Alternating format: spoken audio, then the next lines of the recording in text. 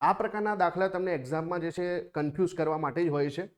15/10/2023ની deputy section ઓફિસરની પેપરની અંદર સરસ મજાનો ક્વેશ્ચન પૂછાયો કે જો એક વ્યક્તિ 10 કિલોમીટર પ્રતિ કલાકના બદલે 10 કિલોમીટર પ્રતિ કલાકના બદલે કેટલું ચાલે, 14 કિલોમીટર પ્રતિ કલાક ચાલે, એનો મતલબ કે દર કલાકે 4 કિલોમીટર વધારે ચાલશે, તો એ 20 કિલોમીટર વધુ ચાલ્યો છે. એનો મતલબ કે આ 4 કરતા એવું કેટલું ચાલ્યો છે ભાઈ, 20 ચાલ્યો છે. એનો મતલબ જે છે દર કલાકે 4 કિલોમીટર, તો 20 માટે જે છે કેટલા થશે ભાઈ, 5 કલાક થશે.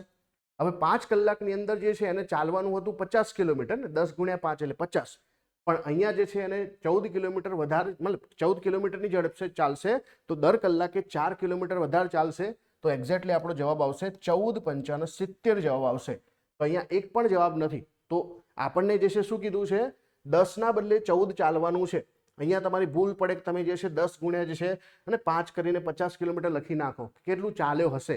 આપણે તો શરત આપી છે ને કે અહીંયા જે છે ચાલે લખ્યું છે, ચાલે તો એવું નહીં, ચાલે છે તો 20 કિલોમીટર ચાલે છે, એટલે કે વધારાનું 20 કિલોમીટર ચાલે છે.